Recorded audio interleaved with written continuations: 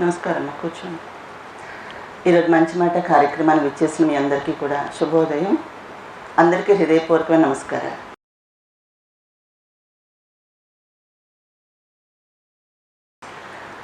ఈరోజు మన మొదటి సెషన్లో జీవ గడియారము అంటే ఏంటి, దీన్ని బయలాజికల్ క్లాక్ అంటాము. ఎందుకంటే బయలాజికల్ క్లాక్ అనేది ఈ ప్రకృతి జీవన విధానంలో తెలుసుకోవటం అనేది చాలా చాలా ముఖ్యమైనది. కాబట్టి నా మొదటి క్లాస్లో దీని గురించి చెప్పడం జరుగుతుంది. బయలాజికల్ క్లాక్ అంటే ఈ సృష్టి లోపల జీవరాశులన్నీ కూడా జీవించడానికి వాటి శరీరాల్లో నేచురల్గా ఒక టైం ప్రకారం రిథమిక్గా కొన్ని మార్పులు నడుస్తూ ఉంటాయి. అది ప్రకృతిలో సహజమైన డిజైన్, అది మన చేతిలో ఏమీ లేదు. అది ఏ ప్రాణి అయినా కూడా, మానవులే కాదు, జంతువులు, పక్షులు, ఈవెన్ చెట్లు కూడా టైం ప్రకారం కొన్ని వాటి దేహాల్లో మార్పులు జరుగుతూ ఉంటాయి. ఉదాహరణకి చెట్లు చూసినా కూడా ఆకురాలే టైం వస్తే ఆకురాలు వస్తాయి కదండి. ఒక మామిడి చెట్టు అంటే పూత టైంకి పూత, పిండి టైంకి పిండే, ఆకురాలే టైంకి ఆకురాలుతాయి. కాబట్టి మామిడి చెట్లన్నీ అలాగే ఉంటాయి. సీజన్ వచ్చింది, నా సీజన్ ప్రకారం నడుస్తాయి. అది ఎవరి చేతిలో ఉంది? సీజనల్ చేంజెస్ అనేవి. అలాగే పువ్వులు కూడా వేసవికాలం వస్తే మల్లెపూలు పూస్తాయి, శీతాకాలం వస్తే బంతిపూలు పూస్తాయి. ఈ రకంగా చూస్తే కనుక ప్రకృతిలో అతి చిన్న జీవి కూడా, ఒక జీవి పుట్టింది భూమి మీద అంటే అది బ్రతకడానికి తగ్గట్టుగా అనేక సెన్సేషన్స్ దాని ఒంట్లో సహజంగా నడుస్తూ ఉంటాయి, టైం ప్రకారం నడుస్తూ ఉంటాయి. దీనికి ముఖ్యంగా ఆధారం ఏంటి అంటే సూర్యుడు. ఎక్కడో ఉన్న సూర్యుడు ఇక్కడున్న మనల్ని కంట్రోల్ చేస్తున్నాడు ఒక విధంగా. స్థూలంగా చూస్తే కూడా భూమి సూర్యుడి చుట్టూ తిరుగుతూ ఉంది కదండి. భూమి సూర్యుడి చుట్టూ తిరగడము, తనలో తాను తిరగడంతో ఏమవుతున్నాయి, మనకి పగలు రాత్రి ఏర్పడుతున్నాయి. పగలు రాత్రి అనేది సూర్యుడి వల్ల వస్తున్నాయి. ఋతువులు అనేవి సూర్యుడి వల్ల వస్తున్నాయి. వేసవికాలం, మళ్ళీ వానాకాలం, శీతాకాలం. ఈ రకంగా చూస్తే చాలా విషయాల్లో ఈ ప్రాణికోటి జీవించడానికి ఆధారం సూర్యుడు అవుతూ ఉంటాడన్నమాట. మనకి గాలి ఎవరిస్తున్నారంటే సూర్యుడే, నీళ్ళు ఎవరిస్తున్నారంటే సూర్యుడే. గాలి ఎక్కడి నుంచి వస్తుంది? ఆక్సిజన్ ఎక్కడి నుంచి తీసుకుంటున్నాం? ప్రాణవాయువు ఎక్కడి నుంచి వస్తుంది? చెట్ల నుంచి వస్తుంది. చెట్ల నుంచి ఎవరు ఉత్పత్తి చేస్తున్నారు? సూర్యుడే కదా. సూర్యకిరణాలు ఆకుల మీద పడ్డప్పుడు ఆకుల లోపల ఫోటోసింథసిస్ అనే ఒక చర్య వల్ల ఏమవుతుందంటే మొక్కల నుండి ఆక్సిజన్ బయటకు వస్తుంది. గాలిలో ఉన్న నత్రజని అంటే కార్బన్ డైఆక్సైడ్ తీసుకొని ఆక్సిజన్ బయటకు విడుదల చేస్తూ ఉంటాయి. సూర్యకాంతి బాగా మొక్కల మీద పడినప్పుడు ఎక్కువ ఆక్సిజన్ బయటకి రిలీజ్ అవుతూ ఉంటుంది. కాబట్టి ఆక్సిజన్ ఎవరిస్తున్నారు అంటే ఎవరిస్తున్నారు? సూర్యుడు ఇస్తున్నాడు. మరి మంచినీళ్ళు ఎవరిస్తున్నారు? అసలు ఉన్నదంతా సముద్రాలే కదండి. అంత సముద్రాలే ఉన్నాయి. 3/4 అంతా సముద్రమే ఉంది. భూమి తక్కువ, సముద్రాలు ఎక్కువ మనకి. కానీ కొంచెం భూమిలో జీవిస్తున్న మనకి మంచినీళ్ళు ఎవరిస్తున్నారంటే కూడా సూర్యుడే. అంటే సముద్రాలు సూర్యకాంతి పడి ఆ సూర్యకిరణాలకు సముద్రాల్లో నీరు ఆవిరై, ఆ ఆవిరి మేఘాలై, మేఘాలు కొండల మీద వర్షిస్తే కొండల మించి నదులుగా అవి జాలువారి కిందకు వచ్చి జీవనదులుగా మారి మంచినీళ్ళుగా మారి అవి తాగడానికి యోగ్యంగా మారుతున్నాయి. అందుకే మానవులు ఎక్కడెక్కడ సెటిల్ అయ్యారో అక్కడక్కడంతా నదుల పక్కనే సెటిల్ అయ్యారు. ఎక్కడ మంచినీళ్ళు దొరుకుతాయో అక్కడ సెటిల్ అయ్యారు. ఎక్కడ భూమి బాగుంటుందో, ఆహారపు గింజలు అవి పండుతాయో ఆ నది పరివాహక ప్రాంతాల్లోనే అది సాధ్యమవుతుంది. కాబట్టి ఎక్కడైనా సెటిల్మెంట్స్ అనేవి, ఆవాసాలు ఏర్పరచుకున్నవి నదుల పక్కన. ఈరోజు మనం అనేక రకాలు తయారు చేసుకుంటున్నాం, సైన్స్ డెవలప్ అయ్యి. కానీ నీరు, గాలి, ఆహారం కూడా సూర్యుడి వల్లే. ఆహారం ఎవరి వల్ల వస్తుంది? ఇప్పుడు కాయలు కానీ, పళ్ళు కానీ, గింజలు కానీ ఏదైనా కూడా ఈ వనస్పతి ఏదైతే ఉందో, ఈ వృక్ష సంపద జంతువులకి, మనకి, అందరికీ ఆహారం అవుతుంది. ఈ ఆహారము కూడా తయారవడానికి ఎవరు ఆధారము? దానికి కూడా సూర్యుడే. కాబట్టి సూర్యుడు మనకి ఒక భగవంతుడిలాగా ఆరాధింపబడుతున్నాడు. అందుకే సూర్య భగవానుడు అంటారు కదండి. ఇంకో విధంగా సూర్యుడిని తండ్రి అంటారు. భూమిని తల్లి అంటారు. ఎందుకంటే సూర్యుడి ద్వారా ఈ భూమి మీద పోషణ అంతా జరుగుతూ ఉంది.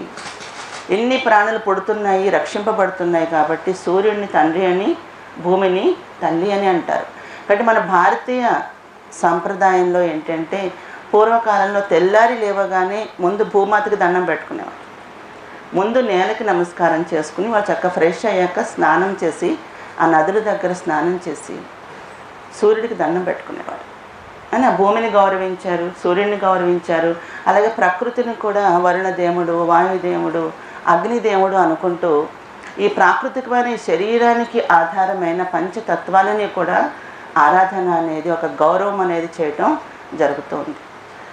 ఈ రకంగా చూస్తే కనుక బయలాజికల్ క్లాక్ అంటే సూర్యుడికి మనకి మధ్యనున్న అవినావభావ సంబంధము, ఆ సూర్యుడు మన శరీరాల్లో టైం ప్రకారం కలిగించే కొన్ని మార్పులు, అవి మనకి అవసరమైన మార్పులు, జీవించడానికి ఏవైతే జరుగుతున్నాయో ఈ యొక్క క్లాక్ టైం ప్రకారం జరిగే మార్పులు, ఒక అలారం లాగా సూచనలు ఇచ్చేవి ఒకటి ఉంది కదా, దాన్ని బయలాజికల్ క్లాక్ అంటారు. ఈ బయలాజికల్ క్లాక్లో ముఖ్యమైనది ఏంటంటే ప్రతి జీవి కూడా బ్రతకాలంటే దానికి ఒక మెలకువ కావాలి. మెలకువ వచ్చేది సంచరిస్తుందో అటు ఇటు తిరుగుతుంది, చిన్న పురుగైనా కూడా కీటకమైనా కూడా ఒక మెలకువ, ఒక ఆకలి, మళ్ళీ ఒక నిద్ర, ఒక రెస్ట్ కదండి. జీవితకాలం 100 ఏళ్ళు కూడా లేస్తున్నాం నిద్రపోతున్నాం, లేస్తున్నాం నిద్రపోతున్నాం, ఆకలి వేస్తుంది తింటున్నాం, ఏదో ఒకటి కదా. ప్రతి ప్రాణి అంతే కదా. సముద్రంలో జీవించే ప్రాణికి కూడా ఇది ఉండాలి. అడవుల్లో జీవించే వాటికి, కొండల్లో, ఎక్కడైనా కానివ్వండి, ప్రతి ప్రాణికి దాని యొక్క శరీరం ఏదైతే ఉందో అది మన్నాలి అంటే ఏం కావాలి? ఆహారం కావాలి. ఆహారం కోసము ఆకలి కావాలి. అవునా? మామూలుగా మనం ఇవన్నీ ఏమి డెవలప్ కాకపోతే మన పని కూడా ఏంటి? దీన్ని రక్షించుకోవటమే మన పని. కాయో పండో వెతుక్కోవటము, లేకపోతే వేటాడము, లేవడము, తిరగడము, అటు ఇటు. ఒక మనము ఆటవికులనో లేదంటే పూర్వకాలంలో అభివృద్ధి చెందకుండా అడవిలో మనిషినో ఊహించుకుంటే సంచరిస్తారు, ఏదో ఒకటి తింటారు, తిరుగుతూ ఉంటారు, కాళ్ళు చేతులు ఉన్నాయి కాబట్టి ఏదో చేస్తూ ఉంటారు, మళ్ళీ పడుకుంటారు, మళ్ళీ లేస్తారు, పొట్ట కోసం తిరుగుతూ ఉంటారు. ఈ శరీరాన్ని కాపాడుకోవటం సహజంగా ఒక ప్రేరణ అనేది లోపల నడుస్తూ ఉంది. మరి ఈ బయలాజికల్ క్లాక్ అనే సబ్జెక్ట్ ఇక్కడ ఎందుకు చెప్పుకోవాలి అంటే రాజుగారి యొక్క ఈ విధానానికి 100% అది ఒక సూట్ అయిన ఒక గొప్ప సబ్జెక్ట్. కాబట్టి మన మెలకువ, మన ఆహారము, మన నిద్ర టైం ప్రకారం నడవకపోతే శరీరంలో అనేక రోగాలు తయారవుతాయి. ఇప్పుడు మనం ఏం చేస్తున్నామంటే మన చేతిలో టైం పెట్టుకుంటున్నాం. ఆహారాన్ని మనం ఇష్టం వచ్చినట్టు తింటున్నాం, మన ఇష్టం వచ్చిన టైంలో లేస్తున్నాం. అందరం ఒకేసారి లేస్తున్నామా? ఒకే టైంకి తింటున్నామా? ఒకే టైంకి నిద్రపోతున్నామా? చేయట్లేదు కదా. మరి పశువులు, పక్షులు చూస్తే అవి గుంపులు గుంపులుగా ఒకేసారి లేచి వెళ్ళిపోతుంటే ఎగురుతాయి కదా. ఇప్పుడు మనం చూస్తే తెల్లారుగానే పక్షులన్నీ చెట్లు మేంచి ఒకేసారి బృందాలు బృందాలుగా వెళ్ళిపోతాయి, ఒకేసారి మళ్ళీ అన్నీ ఇంటికి వచ్చేస్తాయి. అంటే ఇల్లు అంటే అదే కదా, వాటి వాటి గూట్లకు వచ్చేస్తాయి. పశువులు కూడా చూడండి, గేదెలు, ఆవులు ఇవన్నీ చూస్తే కనుక ఒక టైం ప్రకారం అన్నీ లేస్తాయి, అన్నీ ఒళ్ళు దులుపుకుంటే లేస్తాయి, మళ్ళీ అన్నీ ఒకే టైంకి. మానవులు కూడా చూస్తే అందరం ఒకలాగనే ఒక టైం ప్రకారం నడుచుకోవాలి. శరీర ధర్మాల ప్రకారం, శరీరం ఇచ్చే ప్రేరణల ప్రకారం ఒకేలాగా నడుచుకోవాలి. కానీ మనం దాన్ని నడుపుకోవటం లేదు. మనం డెవలప్ అయ్యే కొద్దీ కూడా దాన్ని ఇంకా నెగ్లెక్ట్ చేస్తూ వచ్చాం. ప్రస్తుతం ఇక్కడ ఆశ్రమంలో చాలామంది దేనికి జాయిన్ అవుతున్నారు అంటే డయాబెటీస్, షుగర్ వ్యాధి, ఒబేసిటీ అంటే ఊబకాయం, అధికమైన బరువుతో బాధపడటం, హైపర్ కొలెస్ట్రాల్ లెవెల్స్ చాలా ఎక్కువ ఉండడము, హార్మోనల్ ఇంబ్యాలెన్స్ అంటే హార్మోన్స్ సరిగా రిలీజ్ కాక ఆడపిల్లలకి ప్రెగ్నెన్సీస్ రావట్లేదు, మగపిల్లలకి స్పెర్మ్ కౌంట్ కూడా ఉండటం లేదు. ఇలాంటివన్నీ అతి సహజంగా మారిపోయినాయి. ఎందుకు ఇంత అందరికీ ఇవన్నీ కనిపిస్తున్నాయి అంటే ఈ బయాలజికల్ క్లాక్ని మనం విస్మరిస్తున్నాము. వీటిని మెటబాలిక్ డిజార్డర్స్ అంటారు. ఈ మెటబాలిక్ డిజార్డర్స్ అంటే ఇలాగ మనము లేచేది, తినేది, టైమింగ్ లేకపోవటము, ఇష్టం వచ్చినట్టు తినడము, ఎలా పడితే అలా ఉండడము, దీనివల్ల శరీరంలో అనేక అస్తవ్యస్తమైన మార్పులు జరిగి అది కొన్ని రోజులకి రోగం రూపంలో మారిపోతుంది. శరీరం యొక్క ఫంక్షన్స్ అక్కడ దెబ్బతింటున్నాయి అనేది మనకి అర్థమవుతుంది. మన శరీరాన్ని ముఖ్యంగా స్టడీ చేస్తే కనుక ఈ బయాలజికల్ క్లాక్ ప్రకారం మన శరీరం పగలు రాత్రి ఒక్కలాగా పనిచేయదు. కొన్ని పనులు శరీరం పగలే చేసుకుంటుంది, కొన్ని పనులు రాత్రి సమయంలో చేసుకుంటుంది. మరి పగలేం చేసుకుంటుంది శరీరము, రాత్రి ఏం చేసుకుంటుంది? ఆయా పనులకి సహకరించాల్సింది ఎవరు? మనం. ఆకలేస్తుంది కడుపులో, అది బాడీ నుంచి వచ్చే సిగ్నల్. కానీ ఆహారం ఎవరు ఇవ్వాలి? మనసున్న మనం ఇవ్వాలి. దీనికి ఒక శరీరమే కాదు కదా, మైండ్ అండ్ బాడీ రెండు ఉన్నాయి మనకి, ఆలోచిస్తున్నాం కదా. కానీ కడుపులో ఆకలేసింది, టైంకు తినడం, ఏం తినాలో అది తినడం ఎవరి చేతిలో ఉంది? ఎవరి చేతిలో ఉంది? మన చేతిలోనే ఉంది కదా. కాబట్టి మనం ఏం చేస్తున్నామంటే దాన్ని సక్రమంగా నెరవేర్చటం లేదు. శరీరం పగలు ఏం చేస్తుందంటే ఎక్కువ మటుకు మనం వర్క్ చేస్తాం.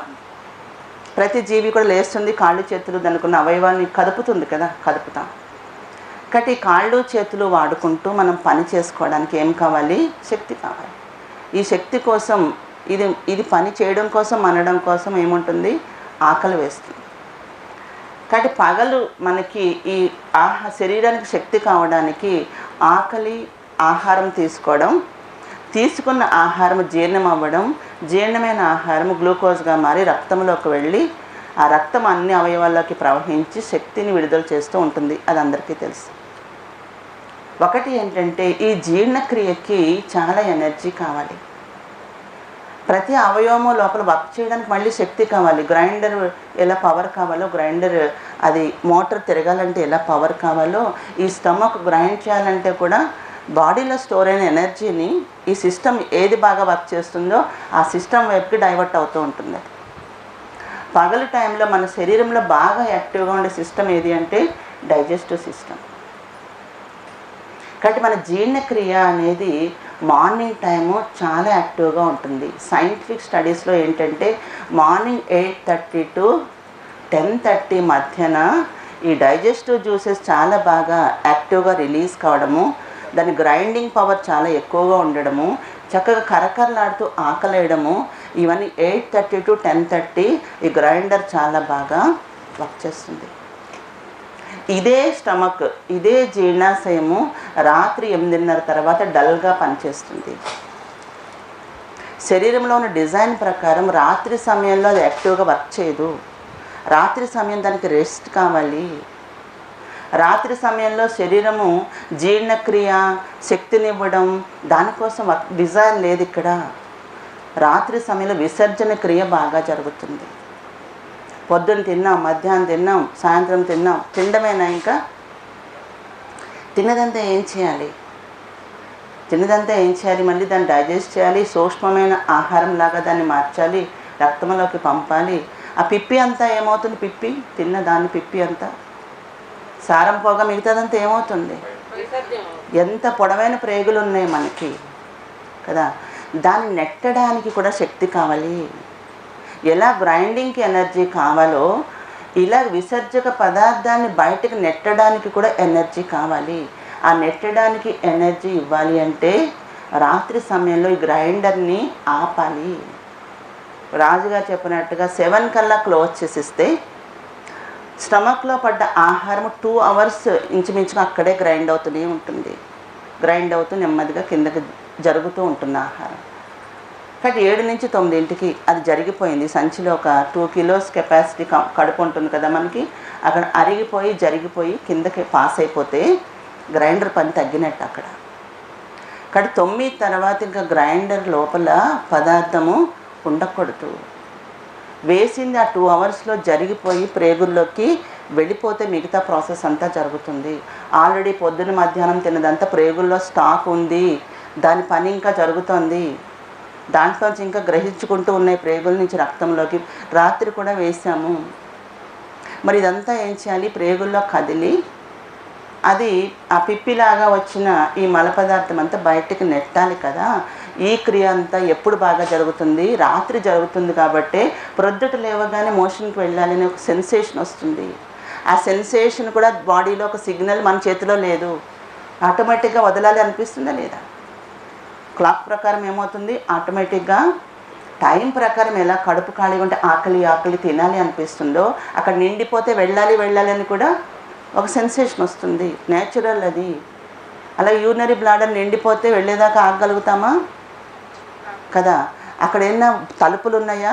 యూరినరీ ఆరిఫైస్కి, మోషనల్ యానస్కి ఏమైనా ఉన్నాయా? లేవు. కానీ ఎంత బలమైన కంట్రోల్ ఉంటుంది అక్కడ, ఎంత గ్రిప్ ఉంటుంది. కానీ వెళ్ళాలి అనుకుని అక్కడ లోడ్ పడగానే ఒక్కసారి ఓపెన్ అవుతుంది. పని అయితే మళ్ళీ క్లోజ్ అయిపోతుంది. అసలు ఇంత ఆటోమేటిక్ మనం బయట కూడా మనం కనిపెట్టి చేయలేము. యూరిన్ వెళ్ళే ఆరిఫైస్ ఎలా ఉంటుంది? ఏమైనా ఉన్నాయా క్లోజ్? దానికి అంత యూరిన్ వెళ్ళిపోయాక టక్కన ఆగిపోతుంది. అక్కడ ఏం లేదు, అక్కడ ఏం మూసేది లేదు. బయటకు వెళ్ళిపోయిందా మళ్ళీ టక్ క్లోజ్. ఎన్నిసార్లు వెళ్తున్నాం మనం కదా. అందుకని డే టైంలో శరీరము జీర్ణక్రియ కోసం మనము టైం ప్రకారం ఆకలేసినప్పుడు తినడము, వద్దు అన్నప్పుడు ఆపటము అనేది మనం ఇప్పుడు చేయటం లేదు. కూర్చోండి, పర్లేదు. పగలు టైంలో మనకి జీర్ణక్రియ బాగా జరుగుతుంది. ఇంకా కండరాల్లో రక్తం అది సప్లై అవుతూ పగలంతా బాగా మనము వర్క్ చేయగలుగుతాము. మరి రాత్రి సమయంలో శరీరం ఏం చేస్తుందంటే మోస్ట్ ఇంపార్టెంట్ వర్క్ అంతా రాత్రే జరుగుతుంది. ఈ రాత్రి జరిగే పని కోసం శరీరానికి ఏమి ఇవ్వాలి? రెస్ట్ ఇవ్వాలి.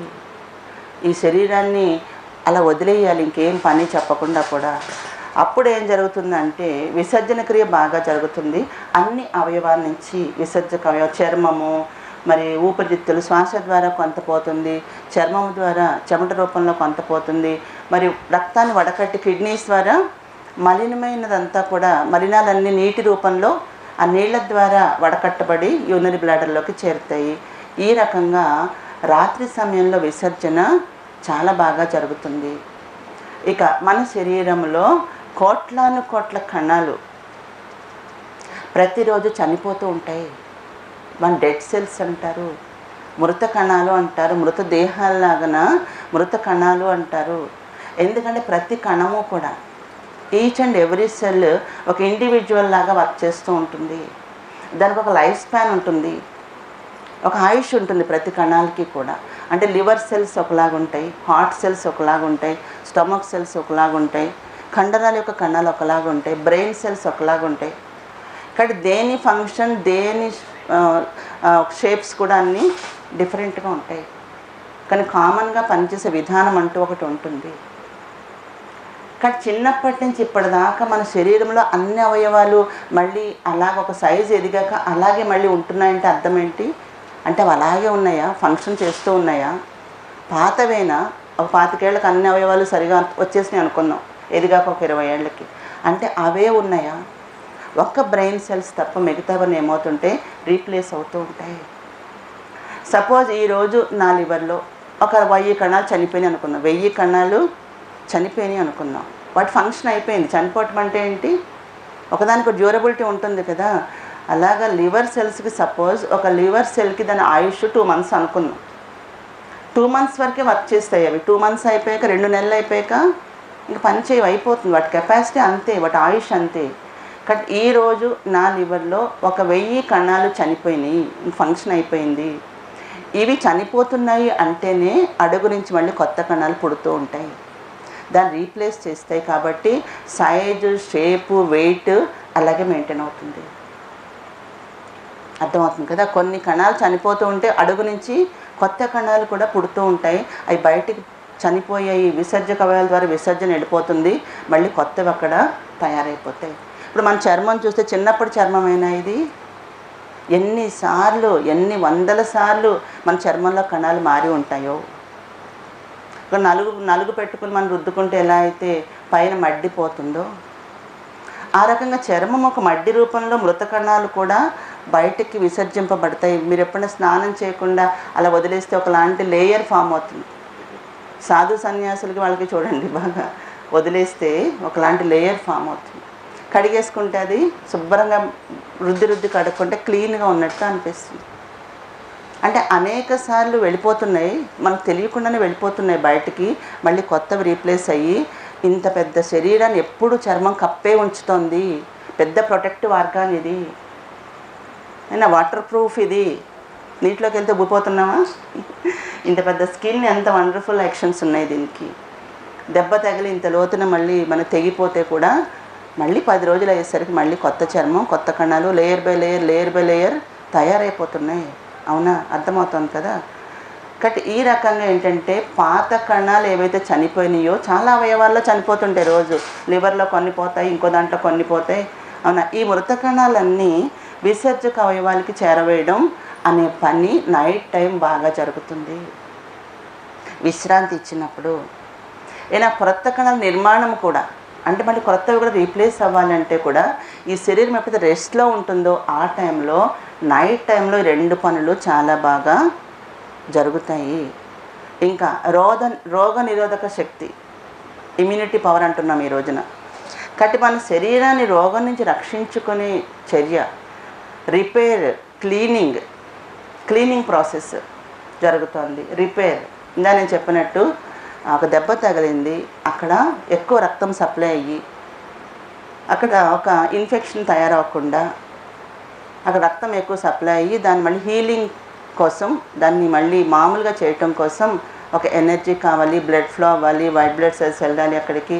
అదేవిధంగా ఒక ఇన్ఫెక్షన్ వచ్చింది, జ్వరం వచ్చింది, ఒక వైరస్ వెళ్ళింది లోపలికి, ఒక బ్యాక్టీరియా వెళ్ళింది, మరి వీటిని అటాక్ చేస్తూ ఉంటాయి కదా. మరి వాటిని ప్రొటెక్ట్ చేసుకోవాలంటే శరీరం కుస్తీ పట్లు పట్టాలి. ఆ పని ఎప్పుడు చేయగలుగుతుంది? వేరే సిస్టమ్స్ అన్నీ ఫంక్షన్ చేస్తుంటే ఈ పని చేయడానికి ఎనర్జీ చాలదు.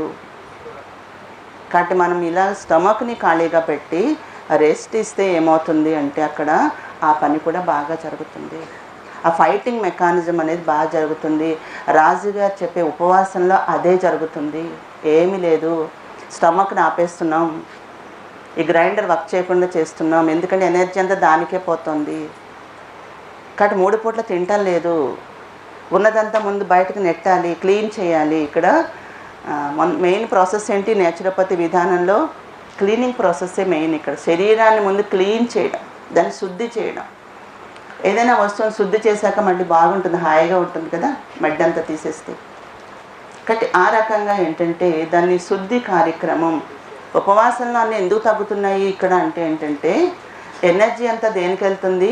ఈ గ్రైండర్కి మనం ఎక్కువ పని పెట్టట్లేదు కాబట్టి, ఖాళీ చేతులకు ఎక్కువ వర్క్ చేయట్లేదు కాబట్టి, కొంచెం రెస్ట్గా ఉంటూ మనం ఉపవాసం చేస్తున్నాం కాబట్టి ఏదైతే రోగాలు నిలవగా ఉండిపోయినాయో, చాలా ఇన్ఫెక్షన్స్ వల్ల వచ్చిన తేడాలు తగ్గటం లేదో, అదేవిధంగా హార్మోనల్ ఇంబ్యాలెన్స్ కానీ, పేరుకుపోయిన కొవ్వు పదార్థాలు కానీ, బ్లడ్ వెసల్స్లో పేరుకుపోయిన కొవ్వు పదార్థాలు కానీ, ఇవన్నీ ఎక్స్ట్రా ఉన్నవన్నీ కూడా బయటికి వెళ్తేనే శరీరం హాయిగా ఉంటుంది. కాబట్టి అలాంటి క్లీనింగ్, ఇంకోటి రిపేర్, ఇవన్నీ కూడా ఎప్పుడు బాగా జరుగుతాయి?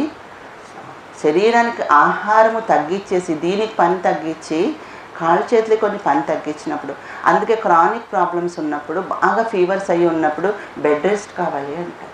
టీబీ వచ్చిందండి, ఏమంటారు? మంచి పోషక విలువలున్న ఆహారం ఇవ్వండి, రెస్ట్ ఇవ్వండి, హెవీగా ఫుడ్ ఇవ్వద్దు. మామూలుగా బలమైనవి అంటే అవి జీర్ణక్రియకి ఇబ్బంది అయిన ఆహారాలు ఇవ్వరు. జ్వరం వస్తే బలమైన మాంసం, గుడ్లు పెడతారండి. జ్వరం వస్తే ఏమి ఇస్తారు? లిక్విడ్స్ ఇస్తారు, జ్యూసెస్ ఇస్తారు, అనా ఫ్రూట్స్ ఇస్తారు, అయితే గ్లూకోజ్ వాటర్ తేలి నీళ్ళు ఇస్తారు. ఎందుకంటే ఇమీడియట్ ఎనర్జీ కావాలి బాడీకి. అది రిపేర్, క్లీనింగ్ చేసుకోవాలి అంటే హెవీగా ఉండే ఫుడ్ ఇస్తే అక్కడ పని అబ్స్ట్రక్ట్ అయిపోతుంది. అందుచేత నైట్ టైము కొన్ని హార్మోన్స్ రిలీజ్ అవుతాయి. ఇప్పుడు థైరాయిడ్ హార్మోన్ కూడా పగల కంటే నైట్ బాగా రిలీజ్ అవుతుంది. మరి థైరాయిడ్ ఫంక్షన్ బాగా ఉండాలంటే శరీరానికి పగలు యాక్టివ్గా ఉంచాలి, నైట్ రెస్ట్ కూడా ఇవ్వాలి. ఈ రోజున అందరూ అర్ధరాత్రులు వర్క్ చేస్తున్నారు, రాత్రి టైంలో తింటున్నారు కాబట్టి చాలామందికి థైరాయిడ్ డిస్ఫంక్షన్ లాగా, ఒబేసిటీ లాగా అదొక పెద్ద ప్రాబ్లం లాగా మారిపోయింది. కాబట్టి శరీరము పగలు చేసుకునే పనులకి, రాత్రి చేసుకునే పనులకి మనం సహకరించాలి. ఓహో, ఈ టైంకి తినాలి, ఈ టైంకి పడుకోవాలి, ఇలా చేస్తేనే శరీరం తన పనులు తను బాగా చేసుకుంటాయి. మరి ఇప్పుడు అసలు సబ్జెక్ట్ కొద్దాం. మరి శరీరం దాని పనులు బాగా చేసుకోవాలంటే ఏ టైంకి దీన్ని లేపాలి. లేపడానికి కూడా పాపం మనకు ఒక సెన్సేషన్ ఉంది కదా, ఒక మెలకువ అనే ఒక సిగ్నల్ ఉందా లేదా లోపల. మరి మనిషికి సహజంగా ఉండే మెలకువ టైం ఏది చెప్పండి? ఏ టైంలో మెలకు వస్తుంది మనకి? నేచురల్గా సృష్టిలో మనిషికి ఉండే మెలకువ 4ంటికి కదా, 4 o'clock. అవునా? అంటే అర్థం ఏంటి? 4ంటికి దీన్ని మంచం నుంచి బయటకు తీస్తేనే దీని పనులు అవుతాయి పాపం. రోజు అది పనులు మొత్తం చేసుకోవాలంటే ఎప్పుడు దీన్ని బయటకు తీయాలి? 4ంటికి. ఇంకా పడుకోవడానికి కాదు, దీన్ని ఫంక్షన్ మొదలెట్టాలి. సరే, 4ంటికి మెలకువ అనుకుందాం. మరి ఈ మెలకువకి మనకి ఇచ్చేది కూడా సూర్యుడే. సూర్యుడితో రిలేషన్ ఏంటి? సూర్యుడి యొక్క లేత కిరణాలు భూమిని తాకేటప్పుడు మన బ్రెయిన్లో ఒకలాంటి స్టిమ్యులై, ఒకలాంటి ప్రేరణ, మెలకువ, లే లే అన్నట్టు. కాబట్టి భూమి వైపుకి సూర్యకిరణాలు ఎటు తాగితే అటు పగలవుతుంది, ఎటు సూర్యకాంతి లేకపోతే అటు రాత్రి అవుతుంది. అంటే సూర్యకిరణాలు భూమిని తాకి మనకి మెలకువ అనే ఒక సెన్సేషన్ వచ్చి లేవాలి అని లేస్తున్నాం. మనం లేస్తున్నాం, పక్షులు లేస్తున్నాయి, పశువులు లేస్తున్నాయి, పగలు తిరిగేవన్నీ కూడా లేచి స్టార్ట్ అవుతున్నాయి.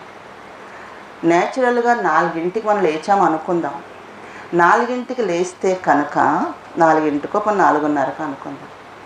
శరీరంలో కొన్ని సిగ్నల్స్ మనం ఒకసారి నేచురల్గా గమనిస్తే కనుక నోరు ఆరిపోయి ఉంటుంది, నోట్లో తడి తగ్గుతుంది. ఎందుకని? నోట్లో తడి తగ్గుతుంది. మీకు ఆహా ఓహో దాహం అనకపోయినా నోరు తడియారి ఉంటుంది, కళ్ళు పొడియారి ఉంటాయి. ఎందుకని అంటే రాత్రి సమయంలో విసర్జన క్రియ కోసం శరీరము నీటిని వాడుకుంటుంది. రక్తం సర్క్యులేట్ అవుతూ ఉంటుంది అన్ని అవయవాల్లోకి కూడా. రక్తము ద్వారా వాటర్ కూడా వెళ్తూ ఉంటుంది. కిడ్నీస్ వడకడుతూ ఉంటాయి రక్తాన్ని. పెద్ద ప్రేగుల్లో కూడా జీర్ణం అయిన తర్వాత ఆ నీటి మాధ్యమంలో నెట్టడానికి ట్రై చేస్తూ ఉంటుంది. ప్రతి అవయవంలో కూడా లంగ్స్ ద్వారా ఎంత నీరు ఆవిరవుతుంది, శ్వాసల ద్వారా ఏమవుతుంది? మరి శ్వాసలు ఇక్కడ వేడి తెలుస్తూ ఉంటుందా? మాస్క్ వేసుకుంటే బాగా తెలుస్తుందా? ఆవిరిలాగా వెళ్ళిపోతూ ఉంది కదా, చర్మంలోంచి వెళ్ళిపోతూ ఉంటుంది కదా.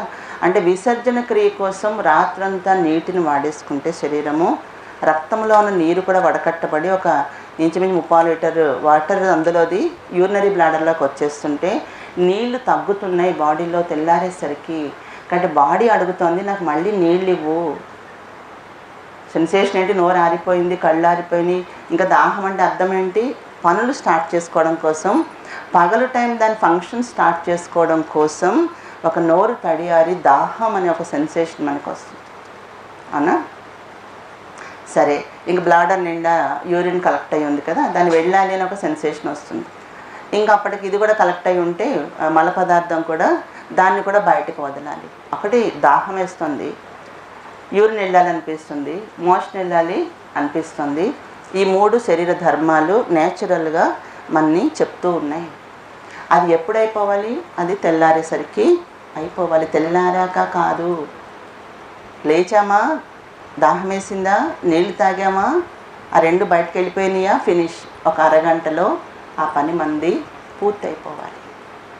పూర్వకాలంలో మనిషి ఏమీ కనిపెట్టనప్పుడు నీళ్లు చెరువుల్లో నూతుల్లో అన్నీ తాగేసేటప్పుడు అప్పుడు తాగే విధానం ఎలా తాగేవారండి? ఇలా దోశలతో పట్టుకొని ఎన్ని తాగేవారు కదా. కొలతల్లోకి వచ్చాక తగ్గిపోయినాయి కానీ నీళ్లు నూతుల దగ్గర తోడితే ఎలా తాగుతారు? దోశల్లో పట్టుకొని పొట్ట నిండా తాగేయడం. పూర్వకాలంలో మళ్ళీ ఇల్లు కట్టుకుని మనం బతికే రోజుల్లో కూడా బయట నుంచి నీళ్ళు తెచ్చుకోవాలి. ఇలా ట్యాప్స్ ఉన్నాయా మనకి? ఈ మధ్య వచ్చినాయి ఇవన్నీ కూడా, టాయిలెట్స్ ఇవన్నీ కూడా మనం గమనిస్తే కనుక ఒక 40 ఏళ్ళు వెనక్కి వెళ్తే, 50 ఏళ్ళు వెనక్కి వెళ్తే మోషన్కి వెళ్ళడానికి కూడా ఎక్కడ ప్లేస్ లేదు. ఇళ్లలో కట్టుకునేవారు కాదు. అది చెడు పదార్థము అనే దృష్టితోటి. ఇక్కడ తెల్లారు లేస్తే ఈ పని చేయడానికి కుదరదు కాబట్టి మెలకువ రాగానే 4ంటికి లేచి పొట్ట నిండా నీళ్ళు తాగేసి బహిర్భూమి, ఇప్పుడు మోడీ గారు వచ్చాక అవన్నీ మనకు బాగా చాలామందికి అర్థమైనవి కొత్త పిల్లలకి. అంటే శ్మశాన వాటికల్లాగా ఊళ్ళల్లో ఆడవాళ్ళకి ఒక ప్లేస్, మగవాళ్ళకి ఒక ప్లేస్. నీళ్ళు తాగేస్తే ఒకసారి బయటకు కడిగేసినట్టు అయిపోతే మళ్ళీ వెళ్ళడానికి ఛాన్స్ లేదు. తెల్లారితే ఎక్కడ వెళ్తారు వాళ్ళు? మళ్ళీ ముప్పోట్ల ఇంత ఇష్టం వచ్చినట్టు తినేవాళ్ళు కాదు కదా, టైం ప్రకారం తినేవారు కాబట్టి ఒకసారి చక్కగా కడుపు నుండి నీళ్ళు తాగితే క్లీన్ అయిపోయేది వాళ్ళకి. ఇట్లా కస్టమర్ లోడ్ చేయడం లేదు కదా. కాబట్టి బయట చక్కగా వచ్చేసి అక్కడే చెరువుల దగ్గర నూతుల దగ్గర స్నానాలు చేసేసి వచ్చేసేవారు ఇంటికి కదండి. మన ఇంటికి వచ్చి స్నానాలు చేసినా కూడా వాళ్ళు బాగా చేశారు ఆ పనిని. ఇప్పుడు తెల్లారేసరికి చేసేసారు. సూర్యుడు వచ్చేసరికి పని మొదలెట్టాలి, పొయ్యి రాజేయాలి, వంట మొదలెట్టేసేయాలి. ఇవి లేవు కదా, దీపాల కాంతి తక్కువ. అప్పుడు తెల్లారి వెలుగొచ్చిందా ఇంక పనులన్నీ చేసుకోవడం మొదలెట్టేవారు. అది సహజంగా నడిచింది. కానీ ఈ రోజున మనం డెవలప్ అయ్యి అన్ని వస్తువులు కనిపెట్టుకొని ఈరోజు ఇంకా సుఖాలకు మరిగిపోయి శరీరాన్ని అనారోగ్యంగా చేసుకుంటున్నాం. అవునా, మనం ఏసీలు ఇవన్నీ పెట్టుకొని లేట్గా పడుకుంటున్నాం, లేట్గా లేస్తున్నాం. అవునా, లేట్గా పడుకుంటున్నాం, లేట్గా లేస్తున్నాం. ఇప్పుడు లేచి ఏం చేయాలి, ఎంతసేపు వంట చేయాలి? ఒకప్పుడు ఆడవాళ్ళు కొంచెం బద్ధకం ఉండేది కదా, ఎందుకంటే వాళ్ళు తప్పదు, మగవాళ్ళు పడుకుని వీళ్ళు లేచేవారు ఒక మధ్య పీరియడ్లో. కానీ తర్వాత ఈ వస్తువులన్నీ వచ్చిన తర్వాత ఏమైందంటే ఏముంది, ఎంతసేపు గ్యాస్ స్టవ్లు వచ్చినాయి, ఇంకా డెవలప్ అయ్యాక అన్నీ వచ్చినాయి, వాషింగ్ మిషన్స్ వచ్చినాయి, క్లీనర్స్ వచ్చినాయి. ఎంతసేపు చేయాలి? ఒక గంట. 7ంటికి లేస్తే 9ంటికి ఆఫీస్కి వెళ్ళిపోవచ్చు. లేదా హస్బెండ్కి పిల్లలకి రెడీ చేయంటే ఇంత ఒక అరగంట చాలా పట్టపట్ట అన్నీ అయిపోతాయి. బట్ అందరూ బద్ధకానికి అలవాటయ్యి లేట్గా పడుకున్నా లేట్గా లేచినా పర్లేదు, మన పని అయిపోతుంది అనుకుంటే ఈ రోజున ఒకరు 6, ఒకరు 7, ఒకరు 8 ఎవరిష్టం వచ్చినట్టు వాళ్ళు లేస్తున్నాం. కానీ పశువుల్లాగా పక్షుల్లాగా అందరం ఒక్కసారి మనం లేచి మొదలెట్టడం లేదు. సరేనండి, మరి లేట్గా లేస్తే ఏమవుతుందండి, ఏంటి నష్టం?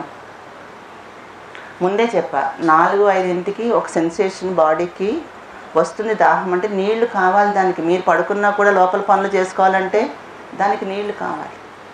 నీళ్ళు ఇవ్వటం లేదు. ఒకటి, తయారు చేసిన మలాలు, మల పదార్థము, యూరిన్కి అయితే బలవంతాన్ని వెళ్తాం తప్పదు కాబట్టి బయటికి పంపట్లేదు. 7ంటి వరకు 8ంటి వరకు అక్కడ అలాగే స్టాక్ అయి ఉంటే ఏమవుతుంది, శరీరానికి నీళ్లు కావాలి కాబట్టి నీళ్ళు ఎక్కడి నుంచి తెచ్చుకోవాలి? అది లార్జ్ ఇంటెస్టైన్ అంటే పెద్ద ప్రేగులో నీళ్లు హోల్డ్ అవుతాయి, నీళ్లు ఆగుతాయి అక్కడ నేచురల్గా. ఈ మల పదార్థాన్ని నెట్టడం కోసము మామూలుగా పెద్ద ప్రేగుల్లో రసాలవి ఊరుతూ దాన్ని ఫంక్షన్ చేయటం కోసము నీళ్ళని నిలుపుకుంటుంది. అక్కడ నీళ్ళని నిలుపుకుంటుంది కాబట్టి బాడీ ఏం చేస్తుందంటే ఇంకా నీళ్ళు అందట్లేదు. ఇటు నుంచి అందకపోతే ఏం చేస్తుంది, అట్నుంచి పీల్చుకోవడం మొదలెడుతుంది. పెద్ద ప్రేగుల్లో ఉన్న ఆ నిలవ నీటిని ఏం చేస్తాయంటే పెద్ద ప్రేగులో ఉన్న వీన్స్ అంటే రిటర్న్ జర్నీ క్యారీ చేసే బ్లడ్ వెసల్స్ ఉంటాయి కదా, సిరలు అంటాం. వాటి ద్వారా ఈ నీళ్ళు ఏమవుతాయి, నెమ్మది మడ్డి నీళ్ళన్నీ ఏమవుతాయి, ఈ మడ్డి నీళ్ళన్నీ లోపల పీల్చుకోబడతాయి. ఎందుకంటే బ్లడ్ వాల్యూమ్ మెయింటైన్ అవ్వాలి, ఆ సర్క్యులేట్ అవ్వడానికి దానికి నీరు ఎక్కడి నుంచి వస్తే అక్కడ తీసుకోవడానికి బాడీ సహజంగా ట్రై చేస్తుంది.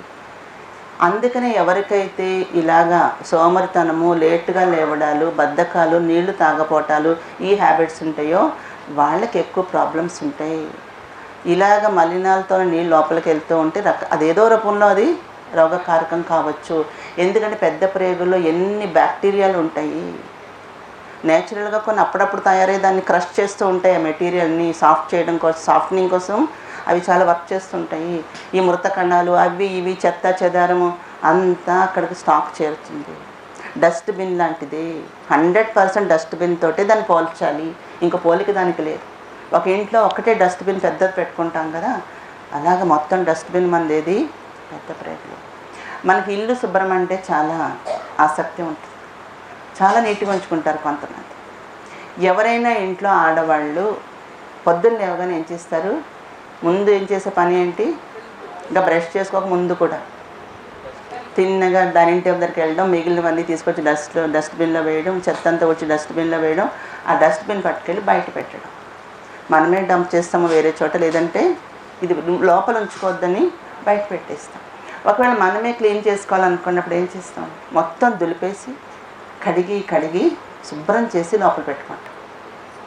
ఎవరైనా సగం దులిపేసి సగం తెచ్చుకుంటారండి? పోనీ సగం వెళ్ళిపోయింది కదా రేపు నింపుకొని మళ్ళీ బయట పోద్దాం అనుకుంటారా? 3 వంతులు దులిపేసి మళ్ళీ లోపల పెట్టుకుంటారా? కడగకుండా పెట్టుకుంటారా? కానీ దీన్ని ఏం చేస్తున్నాం, ఈ డస్ట్బిన్ ఏం చేస్తున్నాం, మొత్తం దులుపుతున్నామా, మొత్తం కడుగుతున్నామా? ఆ పని రాజుగారు చేయిస్తున్నారు. అదే తేడా. నేచురల్గా పూర్వకాలం నుంచి నీళ్లు తాగడము వెళ్ళడం ఇదంతా ఉంది. కానీ ఈ రాజుగారు ఏం చేశారంటే రెండోసారి కూడా నీళ్లు తాగితే డస్ట్బిన్ కడిగినట్టు అవుతుంది, అయితే 1/4 హాఫ్ అందులో ఉంటే కుదరదు, అది మళ్ళీ అందులోంచి మళ్ళీ అన్నీ పుడతాయి. తెల్లారిందా ఆంతరిక శుద్ధి కూడా జరగాలి. బయటికి బ్రష్ చేస్తున్నాం, సబ్బులు షాంపూలు అని రుద్దుతున్నాం, బాహ్య స్నానాలు చాలా బాగా చేస్తున్నాం, కానీ అస్సలు ప్రాబ్లము అస్సలు మడ్డిని ఇక్కడే మనము వదిలేసుకుంటున్నాం. అది వారి సబ్జెక్ట్ చాలా బాగా చెప్తారు, నేను దాన్ని టచ్ చేయను. కానీ కాబట్టి ముందు ఏం చేయాలి, ఇది సహజమైన ప్రక్రియ, దాన్ని అడ్డం వేస్తున్నాం. మనం అడ్డం వేసి దాన్ని వెళ్లకుండా చేస్తున్నాం, ముసుగులు పెట్టి పడుకుంటున్నాం. పొరపాటున వచ్చినా కూడా ఇప్పుడేం వెళ్తాంలే, అటాచ్డ్ టాయిలెట్స్ ఉన్నాయి కదా, అప్పుడు వెళ్దాం అనుకుంటున్నాం. అందుకే లేట్గా వెళ్ళే వాళ్ళకి మోషన్ హార్డ్గా అయిపోతుంది, స్టూల్స్ గట్టి పడిపోతుంది, నీళ్లు పీల్చేసుకుంటుంది కాబట్టి. అవునా? అలా లేట్గా లేచి వెళ్ళే వాళ్ళకి జిగుర్లు తయారవుతాయి, ఎందుకంటే అందులో మ్యూకస్ పొరలు అవన్నీ అందులో సెక్రీషన్ చిక్కబడిపోయి దీంట్లోకి యాడ్ అవుతూ ఉంటాయి. గట్టిపడిపోవడం, స్మెల్ రావడం, బయటికి రాకపోవడం, ముక్కుకోవడం, మూలుక్కోవడం, వెళ్ళినా కాస్త వెళ్తే అయిపోయింది అనుకోవడం, దానివల్ల అన్ఈజీగా ఫీల్ అవ్వడం కొంతమంది.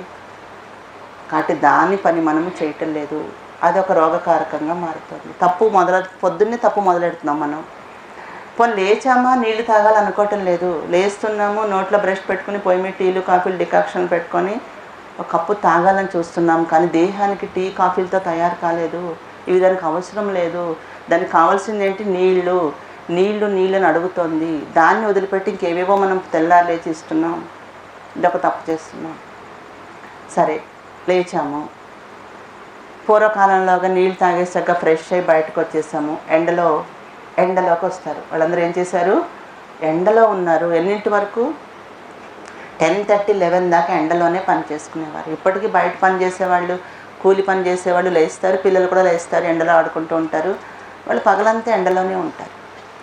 కానీ తెల్లారు లేచాక ఎండొచ్చాక మనిషి శరీరాన్ని ఎండలో ఉంచాలి, ఆక్సిజన్ కోసం బయటకు తీసుకురావాలి శరీరాన్ని.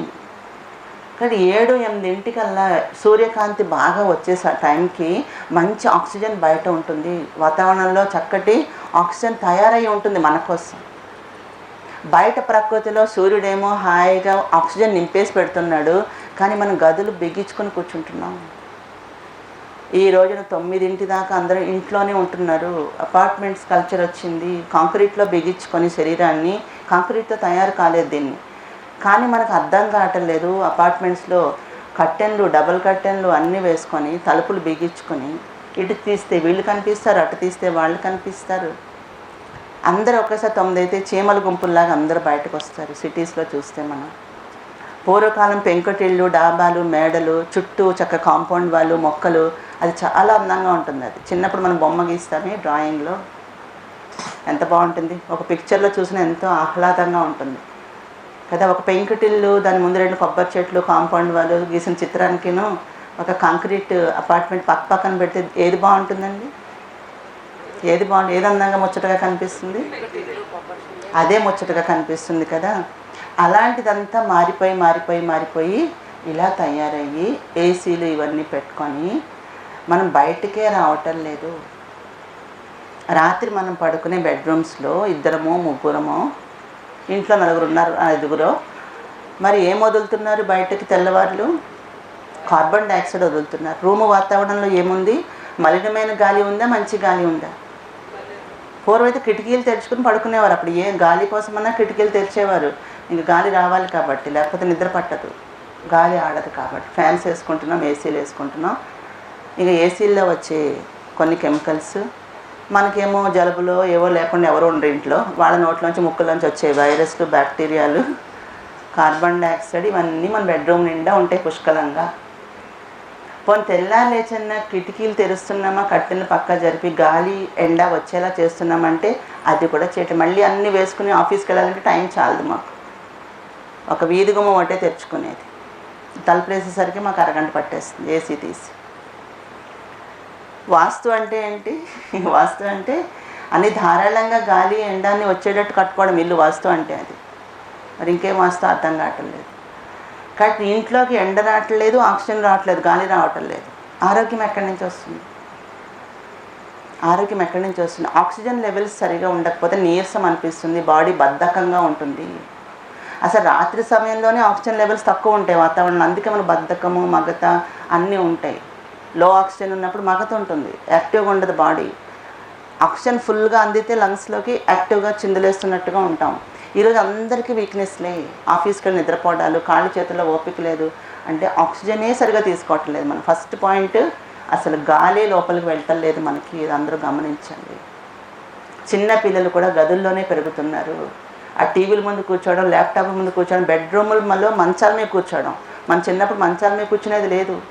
40 ఏళ్ల క్రితం చిన్నపిల్లప్పుడు మంచాల మీద కూర్చునేవారు. మంచాలంటే మడత మంచాలు, పట్టి మంచాలు అలాంటివి ఉన్నప్పుడు ఎత్తేసి పక్కన పెట్టేయడమే. పిల్లలంటే కింద ఆడుకునేవారు, కూర్చుని ఆటలు ఆడుకునేవారు, బయట తిరుగుతూ ఉండేవారు. కానీ ఇప్పుడు పెద్ద మంచం, గది నిండా మంచం, ఇంకెక్కడ కూర్చుంటే మంచాల మీద కూర్చోవడం, మంచాల మీద నిద్రపోవడం, మంచాల మీద తినడం, ఒంటికేం కదిలేదు లేదు. టీవీ సోఫాలోంచి బెడ్రూమ్, అక్కడ మంచం, ఇంతే. కాళ్ళు చేతులు ఏం పని చేయట్లేదు పిల్లలకి. అసలు దాన్ని వర్క్ చేయిస్తే కదా, గంతులేస్తే కదా, ఆటలాడితే కదా. పోనీ తలుపులు తీసి పోనీ బాల్కనీస్లో కన్నా వచ్చి కొంచెం అక్కడన్నా పిల్లల్ని వాళ్ళని వదులుతున్నామంటే అబ్బే వదిలేదే లేదు.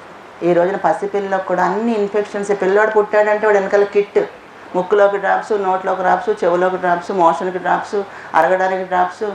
పుట్టాడంటే వాడి మందులతోటే స్టార్ట్ అయిపోతుంది జీవితం. కానీ పసిపిల్లల్ని పూర్వకాలంలో ఎలా పెంచేవారు? పశువులు పక్షులు వెనకాల, కోడిపిల్లలు కోడి వెనకాల, అన్ని వెనకాల తిరుగుతున్నట్టే మానవులు కూడా ఒకప్పుడు అలాగే పెరిగారు. పిల్లలు లేచారంటే వెనకాల వచ్చేవారు. చిన్నపిల్లల్ని పనిగట్టుకున్న వాళ్ళు స్నానం చేయించమని ఎండలో పడుకోబెట్టి నెలల పిల్లలు, రోజుల పిల్లల్ని కూడా ఒంటికి ఆముదమో లేకపోతే వెన్నపూసనో మీగడో ఏదో వాళ్ళ లొకాలిటీలో వాళ్ళ ఏరియాలో మంచి ఆయిల్ అనుకున్నది ఒంటికి అప్లై చేసి చక్కగా ఎండలో పడుకోబెట్టి తర్వాత కాసేపు ఉన్నాక పిండి రాసి నలుగు పెట్టి స్నానం చేయించి చక్కగా స్నానం కూడా కాళ్ళు చేతులు కదుపుతూ నొక్కుతూ లాగుతూ ఎక్సర్సైజ్ లాగా ఒక పద్ధతిలో చక్కగా చేసి తర్వాత తల్లి పాలిస్తే 4 గంటల వాడు లేవడు, అసలు కుయ్యండు కాయనడు, హాయిగా నిద్రపోతాడు. అంటే వాళ్ళు ఎండలో పెట్టడం వల్ల ఎంత మంచి పని జరుగుతుంది. బయట పడుకోబెట్టడం వల్ల నులక మంచాలు చక్కగా గాలి వెళ్తూ ఉంటే అడుగు నుంచి పైనుంచి అన్ని వైపుల నుంచి కూడా గుండెల నిండా గాలి పీల్చుకుంటున్నారు వాళ్ళకి ఇన్ఫెక్షన్స్ రావు. గదుల్లో మూసేసి పిల్లల్ని పెంచుతుంటే ఇన్ఫెక్షన్స్ రాక ఏమొస్తాయి?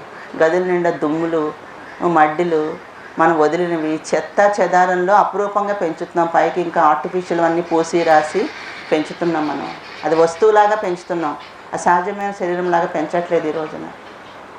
కొంచెం ఎదిగాక కూడా ఏం చేస్తున్నాం? మళ్ళీ ఎదిగాక కూడా నడక లేదు, సైకిళ్ళు లేవు, ఏమీ లేవు. ఇప్పుడు నడిచి స్కూళ్ళకి వెళ్ళేది లేదు, పక్క వీళ్ళలోనే నడిపించరు. కారు ఎక్కితే గొప్ప. ఈ రోజున వెహికల్స్ ఎందుకు వాడుకోవాలి? సౌకర్యం కోసం వాడుకోవాలి. నడిచేది నడవాలి, సైకిల్ వేసుకెళ్తే సైకిల్ వేసుకెళ్ళగలగాలి, ఇంకా స్కూటర్ 2 వీలర్ అంటే 2 వీలర్ దూరంలో అది వేసుకెళ్ళగలగాలి. ఇంకా లాంగ్ జర్నీ అనుకుంటే ఇబ్బంది అంటే కారు వేసుకెళ్ళాలి కదండి. వెహికల్ని దేనికి ఎక్కడ వాడుకోవాలి అది కూడా మర్చిపోయాం ఈ రోజున. పూర్వకాలం స్కూళ్ళకి చక్కగా నడుచుకుంటూ కబుర్లు చెప్పుకుంటూ వెళ్ళడము, గుంపులుగా పిల్లలు సైకిల్స్ వేసుకుని కబుర్లు చెప్పుకుంటూ వెళ్ళడము, ఆ రోజులన్నీ పోయినాయి. ఇప్పుడు సైకిలే కనపడకుండా అయిపోతుంది. అంటే గాలిలోకి అసలు మనం వెళ్ళటం లేదు. ఒకటి ఆక్సిజన్ తీసుకోవటం లేదండి, 2 విటమిన్ డి తయారవటం లేదు. ఎండలో ఉంటేనే, ఎండ ఒంటికి తగిలితేనే విటమిన్ డి అనేది దేహంలో తయారవుతుంది. విటమిన్ డి ఆక్సిజన్ తక్కువ ఉంటే నీరసం ఉంటుంది. విటమిన్ డి తక్కువైతే బ్రెయిన్ కూడా డల్ అయిపోతుంది, కండరాల్లో బలం ఉండదు, ఎముకలు గట్టిగా ఉండవు, ఎముకలు మెత్తగా ఉంటాయి, ఇంకా ఒంట్లో అలా వీక్నెస్ అనిపిస్తుంది. ఏమీ లేదు. ఆక్సిజన్ తక్కువ ఉండి విటమిన్ డి తక్కువ ఉంటే చాలు వీక్నెస్ అనిపిస్తుంది. ఇన్ని తింటున్నాం, ఇన్ని తాగుతున్నాం, అయినా నీరసం ఏంటి? అసలైంది ఇవ్వకుండా ఇన్ని తిని ఇన్ని తాగితే ఏం లాభం ఉంది కదా. చిన్న పిల్లలు కూడా ఈ రోజున కాళ్ళు నొక్కమంటారు, కాళ్ళు నొప్పులు అంటారు. ఎల్కేజీ యూకేజీ పిల్లలు కూడా స్కూల్ నుంచి వచ్చి కాళ్ళు నొక్కమంటారు, బ్యాగ్ మొయలేకపోతున్నాం అంటారు. అసలు బ్యాగ్ మొయలేకపోవటం ఏంటి? కాళ్ళు నొప్పులేంటి? ఎందుకు వస్తున్నాయి? పోనీ ఇప్పుడు ప్రకృతి ఇంత కలుషితం అయిపోయినా కూడా ఉంది, గాలి ఉంది, అంతా ఉంది, ఇప్పటికీ బ్రతకొచ్చు మనం, అంత బ్రతకలేకుండా లేము. అయినా కూడా వాటిని వాడుకోవటం లేదు సరిగా. కారుల్లో ఎక్కడం, అక్కడ ఆఫీసుల్లో కారుల్లోంచి దిగి మళ్ళీ ఏసీ రూముల్లోకి వెళ్ళి వర్క్ చేయడం. సూర్యుడు వెళ్ళిపోయాక ఇంటికి వస్తాం, సూర్యుడు ఉండగా ఎవరో ఇంటికి రాము. సూర్యుడు మొహం చూసేదే లేదు ఈ రోజున. సండే అయినా కూడా చూస్తారో లేదో తెలియదు. పిల్లలకి సూర్యుడిని చంద్రుడిని చూపించాలి పని కట్టుకుని. ఇప్పుడు అంతలాగా మనం జీవిస్తున్నాం.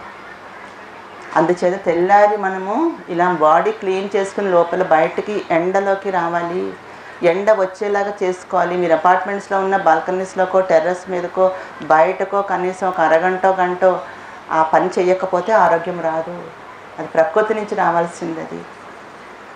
సరే, ఆ రకంగా అటు ఇటు తిరుగుతూ ఎండలో కాస్త ఎక్సర్సైజో ఏదో యోగానో ఊరికే తిరగటమో చేసినా చాలు, ఊరికే తిరిగినా చాలు, బయట కూర్చున్నా చాలు, కనీసం కుర్చీ వేసుకుని ఎండ లోపల గాలి వచ్చే చోట. అవునా? 8కి కడుపులో ఆకలి మొదలవుతుంది. ఈ రకంగా చక్కగా మోషన్ ఫ్రీగా అయిపోయి బయట తిరుగుతూ మామూలుగా పనులు చేసుకుంటున్నా కూడా కడుపు ఖాళీగా ఉండి ఆకలి అనే సెన్సేషన్. ఎప్పుడైతే సూర్యుడి కాంతి వేడెక్కుతుందో, భూమిని తాకుతూ ఉంటుందో, సూర్యకాంతి వేడిగా ఉన్నప్పుడు కడుపులో ఆకలి అనే ఒక సెన్సేషన్ కలుగుతుందట. ఆకలి కలిగించేది కూడా ఎవరు? సూర్యుడే. జఠరాగ్ని అంటారు. జఠరాగ్ని అంటే డైజెస్టివ్ సిస్టంలో ఒక యాసిడ్స్ రిలీజ్ అవుతాయి కదా, అదొక హంగర్ సెన్సేషన్. బ్రెయిన్ పొట్ట ఖాళీ ఉంటే బ్రెయిన్ నుంచి ఒక సిగ్నల్ ఏమవుతుంది? ఆకలి. ఈ ఆకలి అనగానే కడుపులో ఒక దహన క్రియ జరుగుతుంది కాబట్టి జఠరాగ్ని అంటారు. అక్కడ బర్న్ అవ్వాలి, పడ్డ ఫుడ్ అంతా అది బర్న్ చేసి యాసిడ్స్ దాన్ని క్రష్ చేసి లోపల పంపుతాయి. కాబట్టి 8:30 కడుపులో ఆకలేస్తుంది, అలారం మోగుతుంది, తిను తిను తిను, కడుపులో మంటలాగా. అలా ఈ సెన్సేషన్ ఇచ్చేది కూడా సూర్యుడే. మన బ్రెయిన్ చాలా బాగా వర్క్ చేసే టైము 10 to 3 అంటే ఎండ బాగా ఉన్న టైం. 10 o'clock to 3 o'clock మన బ్రెయిన్ కోఆర్డినేటింగ్ లెవెల్స్ చాలా బాగుంటాయట. ఎండ తక్కువ ఉన్నప్పుడు, బాగా మబ్బు పట్టినప్పుడు వింటర్లో బ్రెయిన్ యాక్టివ్గా వర్క్ చేయదు. వింటర్ డిప్రెషన్ అంటారు, తెలుసా మీకు? కొంతమందికి వింటర్ వచ్చిందా డిసెంబర్ నెలలో వాళ్ళు యాక్టివ్గా ఉండరు, డల్ అయిపోతారు, మూడీగా అయిపోతారు, కోపాలు చిరాకులు ఉంటాయి, ఆఫీస్కి వెళ్ళబుద్ధి కాదు, ఇంట్లో ఆడవాళ్ళు పనిచేయబుద్ధి కాదు. అంటే సూర్యకాంతి బాగా ఉంటే యాక్టివ్గా ఉంటాం, సూర్యకాంతి లేనప్పుడు బాగా మబ్బేసినా వర్షాలు వచ్చినా మనం పనిచేయబుద్ధి అవుతుందా? బ్రెయిన్ యాక్టివ్గా ఉంటుందా? ఏం పనిచేయబుద్ధి కాదు, అలాగే కూర్చొని కునుకుపాట్లు వేస్తూ ఉంటాయి. అందుకని 10 to 3 అంటే అది కూడా సూర్యుడు మన పని చేయిస్తున్నాడు, యాక్టివ్గా ఉండేటట్టు చేయిస్తున్నాడు, బ్రెయిన్ యాక్టివ్గా ఉండేటట్టు చేయిస్తున్నాడు. అవునా? మరి పొద్దున్న 8:30కి ఏం తినాలి? సూర్యాహారాలు. ఆహారం కూడా ఎవరిస్తున్నారు? సూర్యుడు ప్రకృతిలో ఇచ్చిన ఆహారాలు ఈ బాడీకి సూటబుల్. అది రాజుగారు మనకి ఎక్కడ పెడుతున్నారు. పళ్ళు, కాయలు, గింజలు ఇవి తినాలి. కానీ వీటిలోంచి వచ్చిన వాటిని అన్నింటినీ ప్రాసెస్ చేసేసి పిండిలాగా పనికిరాని వాటిలాగా చేసేసి పనికొచ్చేదంతా తీసేసి నమలడానికి దంతాలున్న మింగేసే పదార్థాలలాగా తయారు చేసుకుని నమ్మలే పదార్థాన్ని మింగే పదార్థాలలాగా మార్చుకుని చేసుకోవడం మన యొక్క అభివృద్ధి అన్నమాట. ఆ రకంగా ఇడ్లీలు, దోశలు, ఉప్మాలు, బ్రెడ్లు, జాములు, పళ్ళును వాడకుండా మింగేసి అలాంటి ఎనర్జీ లేని ఫుడ్స్ తిని రాత్రంతా లో ఆక్సిజన్లో బతుకుని పగల ఎండలోకి రాకుండా ఆఫీస్కి వెళ్ళి నిద్రపోవడం, అక్కడ స్కూల్లోకి వెళ్ళి నిద్రపోతుంటారు. ఇంకేమొస్తుంది? అక్కడ పొట్టకి వెళ్ళిపోతుంది శక్తి అంతా. కాబట్టి బ్రెయిన్కి తగ్గి నిద్ర వస్తుంది. పొట్టలో ఫుడ్ పెడితే ఎందుకు డల్ అవుతుంది? గ్రైండింగ్కి వెళ్ళిపోతుంది ఎనర్జీ, బ్రెయిన్లో కూడా ఉండదన్నమాట, తగ్గిపోతుంది. దాంతో నిద్ర మగత. ఒకవేళ మనం 8:30కి బ్రేక్ఫాస్ట్ చేయకపోతే మళ్ళీ 12కి 1 గంటకి మళ్ళీ ఆకలి. సూర్యుడు మళ్ళీ గుర్తు చేస్తాడు, అలారం మోగిస్తాడు, తిను తిను తిను. ఒకసారి మనం పనిలో పడిపోయి అయ్యో 2 అయిందా, అందుకే ఇందాంచి నా కడుపులో అలారం మోగుతుంది, నేను చూసుకునే లేదు.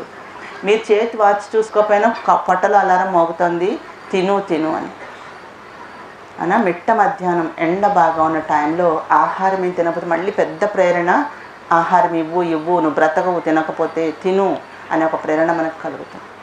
ఇంకా సాయంత్రం అవుతుంది, 3 అయింది, 4 అయింది, 5 అయింది. శరీరం ఆటోమేటిక్గా రెస్ట్ మోడ్లోకి వెళ్ళిపోతుంది. శరీరము రెస్ట్ తీసుకోవాలి. సూర్యాస్తమయం అవుతూ ఉంటే, సూర్యుడికి మనం దూరం అవుతుంటే బాడీ కూడా సెన్సేషన్స్ ఏమొస్తాయి? ఇంకా రెస్ట్ తీసుకో. పశువులు, పక్షులు అన్నీ కూడా వచ్చేస్తాయి, గూటికి చేరుకుంటాయి, టైంకు నిద్రపోతాయి. మనం కూడా ఏం చేయాలి? సాయంత్రం రెస్ట్ తీసుకోవాలి. యాక్చువల్గా పొద్దున్న 8కి బాగా మంచి ఆహారాలు తినేస్తే అసలు శరీరానికి ఆ ఆయిల్ చాలు. ఇంజన్కి ఆయిల్ లాగా ఒకసారి ఫుల్గా మంచి ఆహారం పెట్టినా, మధ్యాహ్నం పెట్టినా చాలు, అసలు రాత్రి అక్కర్లేదు. ఆ 2 సార్లు తినేసి మనం రాత్రి పడుకున్నా మంచిదే. ఇంకా రాత్రి మనం వంట చేయక్కర్లేదు, ఏం తినక్కర్లేదు. మంచి ఆహారాలు తింటే 3 సార్లు తినక్కర్లేదు. కానీ రాత్రి సమయంలో అసలు లేట్గా తినకూడదు, బరువైన ఆహారాలు తినకూడదు, కొవ్వు పదార్థాలు పిండి పదార్థాలు ఎక్కువ ఉన్నవి అస్సలు రాత్రి తినకూడని పదార్థాలు ఇంటు కొట్టాలి అన్నమాట. కానీ మనం చేసే పెద్ద తప్పు అవే ఎక్కువ తింటున్నాం, లేట్గా తింటున్నాం. రాత్రి సమయంలోనే ఎంజాయ్మెంట్ అంతా, పార్టీలు ఫంక్షన్స్ అన్నీ రాత్రి సమయంలోనే. ప్రతిదానికి ఏమో పుట్టినరోజులు పెళ్లి రోజులు పనిగట్టుకుని మరి రోజులన్నీ పెట్టుకొని మనం ఎంజాయ్మెంట్ కోసం 9, 10 తినడం అనేది టైమే లేదు అసలు. తినడం. బిజినెస్ చేసేవాళ్ళందరూ అర్ధరాత్రి తింటారు. అర్ధరాత్రి ఇంటికి వస్తే ఏం పెడతారు? అప్పుడు నూనెతో ఉన్న కూరలు అవి ఇవి పొన్న పండోకాయ ఇచ్చి తిని పడుకోండి అంటారా? ఆడవాళ్ళు ఊరికే తిని పడుకోండి అంటే అది ప్రేమ కాదు. తినకుండా పడుకోండి అంటే ప్రేమ. గుర్తుపెట్టుకోండి. అర్ధరాత్రి భర్తని ఇంటికి వచ్చిన వాడిని మర్యాదగా అన్ని పలావులు నూనె కూరలు పెట్టారా? మీరు పతివ్రతలు కాదు. ఒక తేనె నీళ్ళ గ్లాసు 2 పళ్ళు అక్కడ పెట్టి మీరు హాయిగా నిద్రపోండి. వడ్డన్లు కార్యక్రమాలు పెట్టుకోకండి. ఆ బిజినెస్ చేసేవాళ్ళు అర్ధరాత్రి వచ్చి తింటాం. అందుకే అందరికీ హార్ట్ అటాక్స్, స్టెంట్లు, అందరికీ స్టెంట్లే గుండెల్లో. నేను ఒకసారి ఎవరికోసమో ఇక్కడ కార్డియాలజీ డాక్టర్ దగ్గర రమేష్ గారు హాస్పిటల్ వెళ్ళా. ఎవరికోసమో వెళ్తే వరుస పెట్టి కూర్చుని ఉన్నారు. ఏంటండి ఇంతమంది అంటే నాకు చిన్నప్పుడే గుర్తొచ్చింది. చదువుకున్నప్పుడు ట్యూబెక్టమీ ఆపరేషన్స్ వరుస పెట్టి కూర్చోబెడతారు. టక్గా తీసుకెళ్తారు. ఇళ్ళల్లో మళ్ళీ అందరూ లేపు తీసుకొచ్చేస్తారు. అది గుర్తొచ్చింది ఆ రోజు నాకు. వీళ్ళందరూ స్టెంట్స్ కోసం అంట క్యూలు బల్లలు కూర్చుని ఉన్నారు. అంటే చూడండి, ఇదంతా ఎదుగుదల అనుకోవాలా, పురోగమనమా తిరోగమనమా? వండర్ఫుల్గా 100 years వర్క్ చేసే గుండెకి మనము ఇష్టం వచ్చినట్టు మనం ఇలాగా ఆహార విహారాలన్నీ పాడు చేసుకొని దాన్ని సరిగా ఫంక్షన్ చేయకుండా చేసుకొని దాన్ని మనం కనిపెట్టిన ఆర్టిఫిషియల్ అన్నీ మనం లోపలేసి మోకాళ్ళకి గుండెలకి అన్నిటికీ ఈ మనం చేసిన పరికరాలు తగిలించుకోవడం అదే మనము ఎదుగుదల అంటే అని ఒక్కసారి ఆలోచించుకుంటే మనం చాలా తప్పు చేస్తున్నాం. సంపాదిస్తే డబ్బులు వస్తే ఏవైనా మార్చుకోవచ్చు అనుకుంటున్నాం. అంటే సంపాదించడం ఒక 50 ఏళ్ళు వచ్చాక అన్నీ మార్చుకుంటూ కూర్చోవడము శరీరానికి. ఇదే మనం చేసే తెలివైన పని. అందుచేత రాత్రి సమయంలో బరువైన ఆహారాలు తినకూడదు. చాలా తేలికైన ఆహారం తిన్నా కూడా పళ్ళు, బెస్ట్ ఫుడ్ పళ్ళు. రాత్రి సమయంలో నూనెలు ఇలాంటి ఉన్నవి, ఇలా పిజ్జాలు బర్గర్లు ఏవైతే చేస్తున్నారో అంతా తప్పే. దాంతో షుగర్లు, దాంతో బీపీలు, దాంతో అన్నీ కూడా హార్మోనల్ ఇంబ్యాలెన్స్ కూడా దాంతో. ఎందుకంటే ఎక్సర్సైజ్ లేదు, పనికిరాని ఆహారాలు తింటున్నారు. యూత్ అంతా అదే చేస్తున్నారు. ఈ 2 చేస్తే పీసీఓడి, ఒబేసిటీ లేకపోతే ఇంకొకటో మారవు. జీవితకాలం మారవు. ఇంకంతే. ఆ వయసు యవ్వనం అంతా అయిపోతుంది కానీ అవి మారవు. అదే టైం ఎంజాయ్మెంట్ అనుకుంటున్నారు. అదే టైము శరీరం ధ్వంసం అవుతుంది. స్పష్టంగా ఒక 25-30 ఏళ్ళుగా అర్థమవుతుంది ఇంతమందిని చూస్తూ ఉంటే. కాబట్టి ఇవన్నీ కూడా ఈ క్లాక్ను మార్చుకుంటే, శరీరాన్ని అడ్జస్ట్ చేసుకోవడం మొదలెడితేనే మార్పులు వస్తాయి. బాయిలర్ క్లాక్ ప్రకారం ఆహారం రాత్రి 7 తర్వాత తినొద్దు, పనికిరాని చెత్త అసలు తినొద్దు. మానేస్తే బెస్ట్, చాలా మంచిది, నష్టం ఏమీ లేదు అసలు. ఇక నిద్ర ఫైనల్, ఇది ఒక్క వర్డ్. ఇంకా లాస్ట్దే నిద్ర టైంకి పోతున్నామా? తగినంత నిద్రిస్తున్నామా? తగినంత నిద్ర లేకపోయినా శరీరం మన్నదు, సరిగా పని చేసుకోలేకపోతుంది. ప్రశాంతంగా కనీసం 5 గంటలన్నా పడుకోవాలి. టైంకి పడుకోవాలి, టైంకి లేవాలి. ఒకరోజు 10ంటికి, ఒక రోజు 11ంటికి, ఒక రోజు 12ంటికి, ఒక రోజు 1 గంటకి ఇష్టం వచ్చినట్టు పడుకుంటారు కొంతమంది. ఒక టైం లేదు దానికి. ఇంకా స్మార్ట్ ఫోన్స్ వచ్చినాయి. ముఖం మీద వెలుగు పెట్టుకుని పడుకుంటున్నాం ఈ రోజున. ఇన్సామ్నియా అంటే నిద్రలేమి ఒక రోగంలాగా మారిపోయింది ఈ రోజున. అసలు రోగం అండి అది. నిద్రలేమి ఏంటి అసలు? నిద్ర లేకపోవటం ఏంటి అసలు? కాబట్టి ఓవర్ లైటింగ్ అనేది నిద్రలేమికి ప్రధాన కారణం అని సైన్స్ చెప్తుంది ఈరోజు. ఓవర్ లైటింగ్ మనం ఇంకా బాగా అభివృద్ధి చెందిన దేశాలు అనుకుంటూ పోటీ పడుతూ, సింగపూరు, జపాను, చైనా అనుకుంటూ ఇళ్లల్లో కూడా అలాగే లైట్లు పెట్టుకుంటూ, ఇంకా పైగా చేతుల్లో స్మార్ట్ ఫోన్లు పెట్టుకుంటూ అర్ధరాత్రి దాకా ముఖాన్ని పెట్టుకుని పడుకుంటే నిద్ర వస్తుందా? పిల్లల్ని కూడా ధ్వంసం చేస్తున్నారు. వాళ్ళ చేతుల్లో ట్యాబ్లు ఇచ్చి, ల్యాప్టాప్లు ఇచ్చి, ట్యాబ్లు ఇచ్చి అన్నాలు తినిపించడం, అన్ని పనులు చేతిలో. వాళ్ళు బొమ్మలు చూస్తూ మింగేస్తారు, ఇంకా గిన్నెలు మింగేస్తారు, మళ్ళీ ఇలా తయారవుతారు.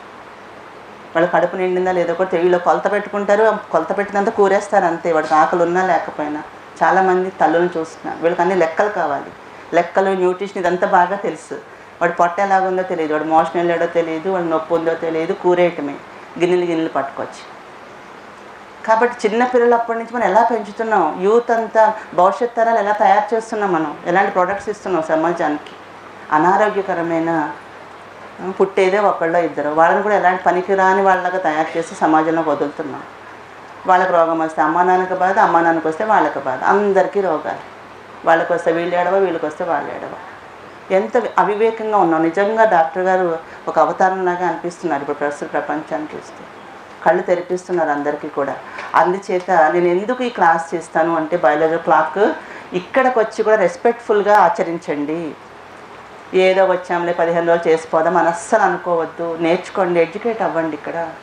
ఇక్కడ మా ప్రధాన ఉద్దేశం నేర్పటం, రోగం తగ్గించడం కాదు. నిజానికి నేర్పించాలనే తప్పన మా దగ్గర. ఎందుకంటే ఇప్పుడు నేర్చుకుని వెళ్తే జీవితకాలం వాళ్ళు చేసుకుంటారు అని.